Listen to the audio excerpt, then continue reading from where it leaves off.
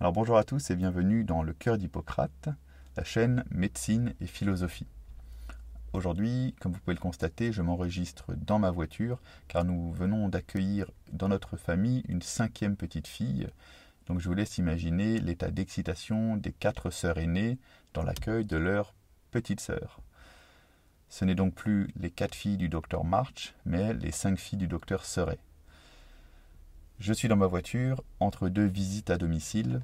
Pour rappel, je suis médecin généraliste et spécialisé en soins palliatifs. C'est-à-dire que je réalise des visites à domicile chez des personnes qui souhaiteraient rester le plus longtemps chez elles et éventuellement mourir chez elles. Et ma mission est d'essayer d'optimiser leur confort global et la coordination de leur parcours de soins. Dans cette vidéo, je voudrais vous livrer une petite réflexion que j'aborde souvent avec ces patients en fin de vie. Une réflexion sur les angoisses de mort. L'objectif de cette vidéo est de mieux comprendre ces angoisses pour mieux y faire face. Mieux faire face à cette anxiété que nous avons lorsque nous pensons à notre propre mort. Alors pour commencer, premier rappel, bien sûr, nous allons tous mourir un jour. C'est un rappel trivial, mais c'est bien par là qu'il faut commencer. C'est ainsi. Nous allons tous mourir un jour. En déplaise aux transhumanistes qui nous font miroiter une vie sans mort. Et cela soulève une première question. Voulons-nous vraiment d'une vie sans mort ? Émile Cioran disait « La mort est la saveur de la vie ». La mort, finalement, c'est ce qui vient pimenter notre vie. C'est ce qui vient lui donner du prix. Alors ce qui est sûr pour nous tous, c'est que nous souhaitons une vie sans souffrance. C'est bien la souffrance qu'il faut combattre.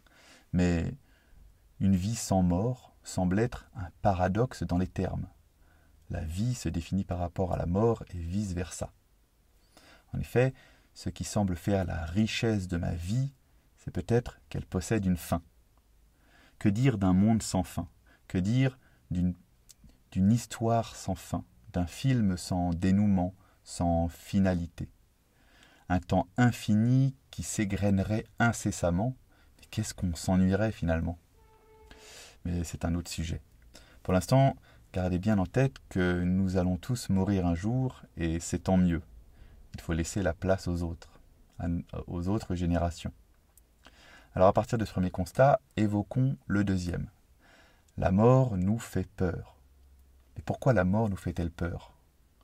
La mort nous fait peur parce que justement, la société tente de nous faire croire que nous sommes immortels, à travers le culte de la personnalité, le culte de l'éternelle jeunesse, etc. Donc, nous avons tout fait pour occulter ce qui nous rappelle la mort. Nous cachons la vieillesse, nous dénions la maladie, nous bâclons les enterrements, nous ne portons plus le deuil, etc. Mais cela me semble être une erreur. Par cette manière de faire, nous reléguons la question de la mort dans notre inconscient. Nous ne la passons plus au crible de la raison. Nous la jetons finalement en pâturage à notre psyché inconsciente et aux émotions reptiliennes qui en découlent, notamment la peur. Le risque est de créer ainsi ce que l'on appelle une phobie. Pour mémoire, la phobie est une peur démesurée et dépendante d'un ressenti plutôt que d'une cause rationnelle. La phobie est entretenue par notre imaginaire, notre imagination. En d'autres termes, lorsqu'on ne veut pas voir la chose en face et qu'on ne veut pas l'accepter, notre imagination risque d'en forger une image erronée et bien plus angoissante, apeurante que la réalité. Donc premier point, nous allons tous mourir un jour, c'est un fait. Deuxième point, nous avons peur de la mort parce que nous n'osons pas en parler. Nous n'osons pas l'accepter, l'affronter, y faire face. Cela constitue un point de blocage qui peut entretenir l'apparition d'une phobie. Venons-en alors au troisième point. Oser reparler de la mort est déjà le premier pas vers la guérison de notre angoisse de mourir. Osons reparler de la mort. Pour traiter une phobie en médecine et psychologie, on utilise la technique de l'immersion progressive. On va chercher à casser les délires de l'imagination et réintégrer la chose dans le concret du réel. Pour guérir de sa phobie, il s'agit donc d'apprendre à côtoyer l'objet, petit à petit, apprendre à vivre avec. Éviter cette mise à distance qui attise le feu des fausses représentations et de l'imagination. Donc, osons reparler de la mort, osons accompagner nos mourants, osons faire face à notre finitude. Il s'agit finalement de prendre conscience. Prendre conscience permet d'éviter de créer les conditions, parfois inconscientes, de l'apparition de notre phobie de mort et des angoisses qui en découlent. Alors, avançons dans la réflexion avec le 4e point. Le problème dans cette histoire, c'est que justement, les angoisses générées par la question de la mort sont liées à notre conscience. Et on pourrait imaginer qu'il ne faudrait donc pas avoir trop conscience pour éviter d'angoisser. Alors, il est vrai de dire que c'est notre conscience qui est à l'origine de ces angoisses de mort. En effet, les animaux moins conscients et les végétaux n'ont pas cette peur de mourir, car ils n'ont pas la puissance de notre conscience. Ils n'ont pas la puissance de notre prise de conscience sur les choses et donc sur la mort. Notre conscience humaine a une capacité prospective de se projeter dans l'avenir, d'appréhender le futur, jusqu'à se projeter dans un au-delà de la mort. Et c'est à cause de cette capacité de projection que va naître des émotions dans le présent. Soit la conscience se confronte à l'idée de vide, de néant, de noir absolu, et une sensation de peur va nous envahir, soit la conscience peut penser l'idée de vie éternelle, de paradis, d'une vie qui continuerait au-delà de la mort, et alors une sensation de joie et de confiance peut nous habiter, nous rassurer. Continuons avec le point 5 de cette réflexion. Prendre conscience de la mort, c'est être véritablement homme. C'est une seconde naissance. Heidegger est le premier philosophe qui formalisa cette réflexion. La conscience de la mort définit la condition humaine. En fait, toute l'histoire de la philosophie s'est élaborée à partir de cette question qui nous tracasse tous. Pourquoi suis-je mortel ? Et si je dois mourir finalement, quel est le but de mon existence ? Qui suis-je ? Où dois-je aller ? Où vais-je aller ? Dieu existait-il ? Etc. Toutes ces grandes questions philosophiques découlent de la question de la mort et de la finitude. Donc, pour avancer dans la vie et pour philosopher, c'est-à-dire pour aimer la vie, il nous faut obligatoirement avancer sur cette question de finitude.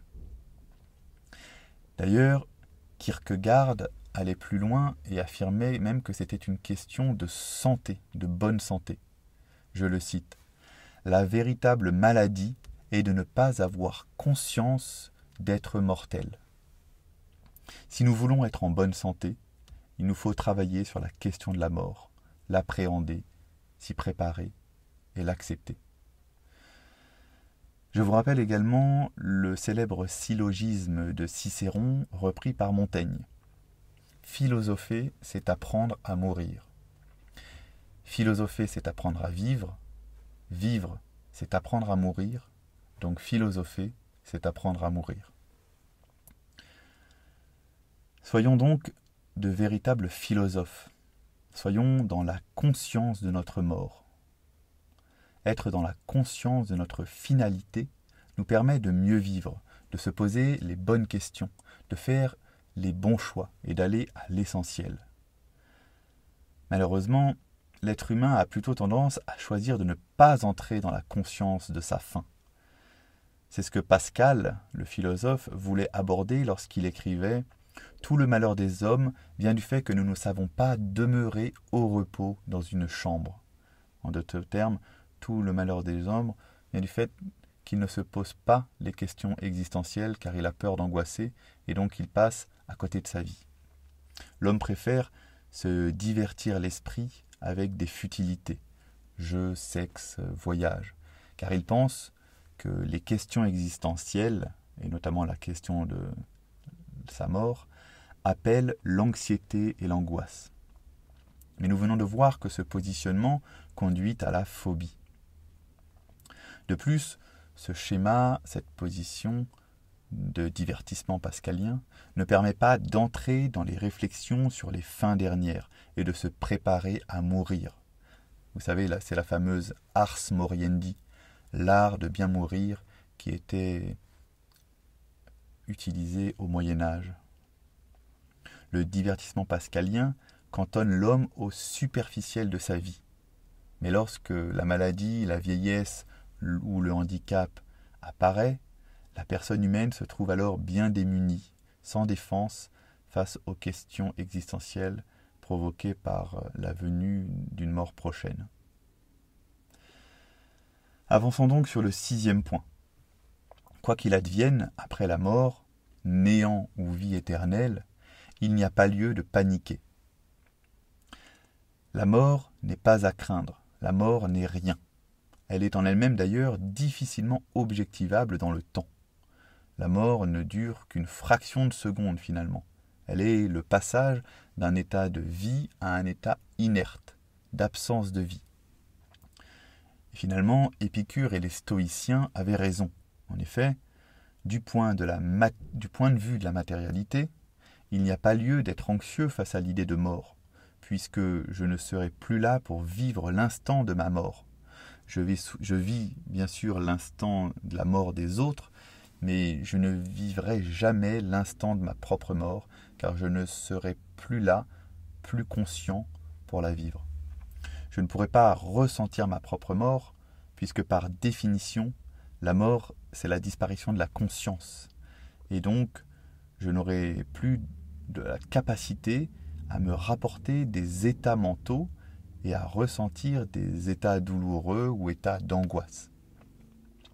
Pour Épicure, la mort n'est rien car avant qu'elle advienne, elle n'est pas là, je ne m'en soucie pas, je n'ai donc pas à m'angoisser, et après qu'elle soit advenue, je ne suis plus là pour la constater, pour la ressentir et pour angoisser.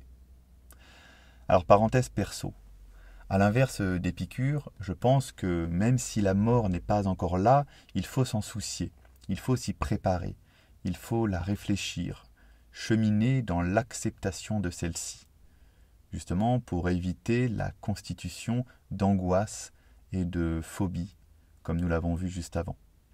Fermez la parenthèse. Mais revenons à ce point 6. La mort n'est pas à redouter, car tout est question de conscience. Et quand je serai mort, je n'aurai plus de conscience. Et je voudrais vous poser une question toute simple pour imager ce propos. Avez-vous déjà eu peur de naître ? Étiez-vous angoissé par cette attente infinie précédant votre naissance ? Eh bien non, c'est impossible. Avant de naître, on ne pouvait pas avoir peur, car pour avoir peur, il faut justement une conscience et tout un système cérébral par lequel l'émotion de peur peut apparaître. Avant de naître, notre conscience n'était pas encore incarnée dans un neurone, dans un cerveau, dans des noyaux gris centraux, ayant la capacité de générer un influx de peur et d'angoisse. Eh bien, nous pouvons employer ce même raisonnement pour la mort et ce qui va succéder à cet instant de mort. Raisonner ainsi permet de bloquer l'angoisse qui germe en nous lorsque nous pensons le néant. Finalement, je n'aurai plus conscience et donc je n'aurai plus la capacité d'éprouver des angoisses. Je rappelle ici que pour les croyants, cette angoisse est logiquement diminuée, car la mort est perçue comme un passage vers une autre vie, et que donc l'idée de néant est réduite à néant, si on peut dire. Alors, autre petite projection de pensée, pour apaiser vos angoisses liées à la mort. Quand vous dormez et que vous ne rêvez pas, avez-vous peur de mourir ? Subissez-vous cette angoisse de mourir ? Dans votre sommeil, impossible. Vous êtes dans un état d'inconscience, d'absence de conscience au monde qui vous entoure, ce qui vous permet de ne pas éprouver l'angoisse de mort, l'angoisse de la nuit, du noir qui vous entoure. Vous dormez, point final. Et ce n'est que lorsque vous revenez à la conscience, après une bonne nuit de sommeil, que la douloureuse angoisse peut vous envahir à nouveau. Tout est question de conscience, donc tout est question de conditions humaines. Vous pouvez donc dormir sur vos deux oreilles et vivre dans la sérénité, sans vous poser trop de questions sur une éventuelle angoisse. Pour terminer, je vous propose une petite ouverture qui appellera une prochaine vidéo sur une technique de logothérapie du nom de logodrame. C'est une technique qui aide la personne à prendre conscience de sa mort, pour qu'il puisse aller à l'essentiel de sa vie. En effet, prendre conscience de la mort permet de se mettre en mouvement de réflexion dans l'ici et maintenant, de nos vies. Mouvement générateur de sens. Quand je sais que je vais mourir un jour, je cible l'essentiel. Je cherche à donner sens à chaque instant de ma vie. Et je ne perds pas de temps avec les superficialités, les divertissements pascaliens. Je peux ainsi entrer dans un mouvement de réflexion concernant l'après, l'au-delà de nos vies. Comment je me positionne sur cette question de mort? Néant ou autre chose? À ce sujet, je vous conseille de méditer le fameux pari de Pascal, mais ce sera pour une autre vidéo. Finalement, peu importe la réponse, le plus important est de se mettre en mouvement. Le plus important est de prendre conscience, car de ce mouvement, de cette prise de conscience, ne pourra germer qu'un bien supérieur pour vous-même et pour les autres. Moins d'angoisse de mort, davantage de sens et peut-être éventuellement un peu plus d'amour. Ne craignez pas que votre vie s'arrête, craignez plutôt qu'elle ne commence jamais. À bientôt dans une prochaine vidéo.